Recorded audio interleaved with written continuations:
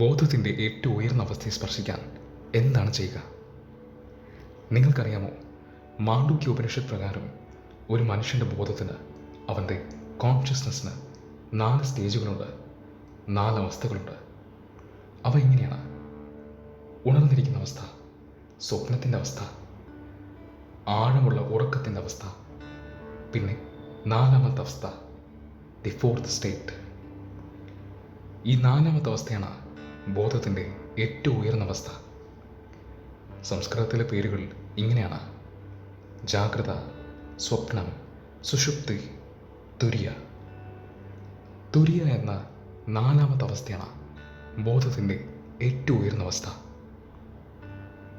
ഇതിനെ സ്പർശിക്കുക എന്നതാണ് മിക്ക ധ്യാനത്തിൻ്റെയും ഉദ്ദേശം. ഇത് സ്പർശിക്കാൻ എന്താണ് ചെയ്യേണ്ടത്? നിങ്ങൾക്ക് നിങ്ങളുടെ പ്രവൃത്തികൾ, ചിന്തകൾ, ഇമോഷൻസ്, ഫീലിങ്സ് ഇവയൊക്കെ കണ്ടുകൊണ്ട് നിൽക്കാൻ സാധിക്കുമോ? മറ്റൊരാളുടെ പ്രവൃത്തികളെ കണ്ടുകൊണ്ട് നിൽക്കാൻ നമുക്ക് സാധിക്കില്ലേ? അതുപോലെ നമുക്ക് നമ്മുടെ സ്വന്തം പ്രവൃത്തികൾ മാത്രമല്ല, അതിനോടൊപ്പം നമ്മുടെ മനസ്സിനുള്ളിലെ ചിന്തകൾ, നമ്മുടെ ഫീലിങ്സ്, നമ്മുടെ ഇമോഷൻസ് ഇവയെ നിശബ്ദമായി കണ്ടുകൊണ്ട് നിൽക്കാൻ സാധിക്കുമോ? ഇംഗ്ലീഷിൽ ഈ ക്വാളിറ്റിയെ വാച്ച്ഫുൾനെസ് എന്ന് വിളിക്കുന്നു. നിങ്ങൾക്ക് നിങ്ങളുടെ ഉള്ളിൽ വാച്ച്ഫുൾനെസ് എന്ന ക്വാളിറ്റി വളർത്തിയെടുക്കാൻ സാധിക്കുമെങ്കിൽ, നിങ്ങൾക്ക് നിങ്ങളുടെ ആക്ഷൻസും ചിന്തകളും ഇമോഷൻസും ഫീലിങ്സും നോക്കി നിൽക്കാൻ സാധിക്കുമെങ്കിൽ, കണ്ടുകൊണ്ടിരിക്കാൻ സാധിക്കുമെങ്കിൽ, സാവധാനം ബോധത്തിൻ്റെ ഏറ്റവും ഉയർന്ന അവസ്ഥയായ തുര്യയെ നിങ്ങൾ സ്പർശിക്കുന്നു. നിങ്ങൾ TV കാണാറില്ലേ? നിങ്ങളുടെ മനസ്സും വളരെ വലിയൊരു TV-യാണ്. മനസ്സിൻ്റെ സ്ക്രീൻ വളരെ വളരെ വലുതാണ്. അവസാനമില്ലാത്ത പരിപാടികൾ എന്ന പോലെ അവസാനമില്ലാത്തത്രയും ചിന്തകൾ ഈ സ്ക്രീനിൽ പൊയ്ക്കൊണ്ടേയിരിക്കുന്നു. നിങ്ങൾ ആകെ ചെയ്യേണ്ടത് ഒരു കസേര എടുത്തിട്ട് ഈ TV കാണുക എന്നുള്ളതാണ്. സത്യത്തിൽ നമ്മൾ സാധാരണ കാണുന്ന TV-യെക്കാളും വളരെയധികം രസകരമാണ് നമ്മുടെ മനസ്സിൻ്റെ TV. വളരെ കളർഫുള്ളാണിത്. ആകെ നിങ്ങൾ ഓർക്കേണ്ട ഒരു കാര്യം, നിങ്ങൾ റിലാക്സ്ഡ് ആയിരിക്കണം എന്നുള്ളതാണ്. നിങ്ങൾ ശ്രമിക്കരുത്, എഫേർട്ട് എടുക്കരുത്. നിങ്ങൾ കഠിന പ്രയത്നം നടത്തിക്കഴിഞ്ഞാൽ ഈ വാച്ച്ഫുൾനെസ് എന്ന പ്രോസസ്സിനെ നിങ്ങൾ നശിപ്പിക്കും. അനായാസമായി റിലാക്സ്ഡ് ആയിരിക്കുക. മനസ്സെന്ന TV-യെ നിങ്ങൾ കണ്ടുകൊണ്ടിരിക്കുക. സാധാരണഗതിയിലും നമ്മൾ TV കാണുമ്പോൾ നമ്മൾ കഠിന പ്രയത്നമൊന്നും ചെയ്യാറില്ലല്ലോ, ചുമ്മാ ചെന്നിരിക്കുന്നു. അങ്ങനെ തന്നെ ഇതിനെയും കൈകാര്യം ചെയ്യുക. എന്താണ് ഈ പ്രോസസ്സിൻ്റെ സീക്രട്ട്? നോക്കൂ, നിങ്ങളോട് ഞാനിപ്പോൾ നിങ്ങൾ ആരാണെന്ന് ചോദിച്ചു കഴിഞ്ഞാൽ നിങ്ങളുടെ കയ്യിലൊരു ഉത്തരമുണ്ട്.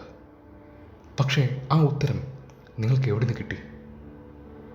ആ ഉത്തരം എന്തിനെ ബേസ് ചെയ്തിട്ടാണ്? നിങ്ങളുടെ ശരീരത്തിനെയും മനസ്സിനെയും ബേസ് ചെയ്തിട്ടാണ്. കാരണം നിങ്ങൾ ആരെന്ന് ചോദിച്ചു കഴിഞ്ഞാൽ നിങ്ങളുടെ ഉത്തരം ഇന്ന ആൾക്കാരുടെ മകനാണ്, ഇന്ന നാട്ടിൽ ജനിച്ചവനാണ്, ഇന്നതാണ് എൻ്റെ സംസ്കാരം, ഇങ്ങനെയല്ലേ? സൂക്ഷിച്ചു നോക്കൂ, ശരീരവും മനസ്സല്ലാതെ ഈ ഉത്തരങ്ങളിൽ നിങ്ങൾക്ക് വേറെന്തെങ്കിലും കാണാൻ സാധിക്കുമോ? എല്ലാ ധ്യാനത്തിൻ്റെയും രഹസ്യം ഇതാണ്: നിങ്ങൾ നിങ്ങളുടെ ശരീരവും മനസ്സും മാത്രമല്ലെന്നും അതിനും അപ്പുറത്തേക്ക് എന്തോ ഒന്ന് നിങ്ങളിലുണ്ടെന്നും നിങ്ങളെ ഓർമ്മിപ്പിക്കലാണ്. അതിനാണ് ഈ വാച്ചിങ് ടെക്നിക്ക്. ഇപ്പോൾ നിങ്ങളുടെ പ്രവൃത്തികളും നിങ്ങളുടെ ശരീരവും നിങ്ങളുടെ ചിന്തകളും നിങ്ങളുടെ മനസ്സും നിങ്ങളും എല്ലാം ഒന്നാണ്. പക്ഷെ വാച്ചിങ് അല്ലെങ്കിൽ വെറുതെ കണ്ടുകൊണ്ടിരിക്കുക എന്ന സിമ്പിൾ പ്രോസസ്സ് നിങ്ങളിൽ ഒരു വലിയ മാറ്റം കൊണ്ടുവരുന്നു. ആ മാറ്റം ഇതാണ്.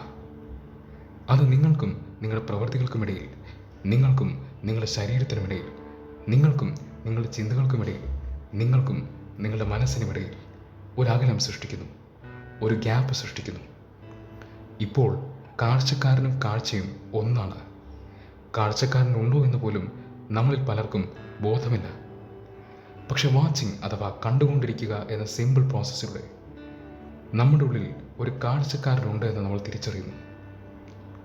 ഇതിനെ നിങ്ങൾ അറിഞ്ഞു കഴിഞ്ഞാൽ, നിങ്ങൾക്കുള്ളിലെ കാഴ്ചക്കാരനെ നിങ്ങൾ അനുഭവിച്ചാൽ, പിന്നെ ബോധത്തിൻ്റെ ഏറ്റവും ഉയർന്ന അവസ്ഥയിലാണ് നിങ്ങൾ. പിന്നെ നിങ്ങൾ ഒരു ബുദ്ധയാണ്. ഇന്നത്തെ വീഡിയോ നിങ്ങൾക്ക് ഇഷ്ടമായെങ്കിൽ തീർച്ചയായും കമൻറ്റ് ചെയ്യുക, വീഡിയോ ലൈക്ക് ചെയ്യുക, ഈ നല്ല അറിവ് മറ്റുള്ളവരുമായി ഷെയർ ചെയ്യുക.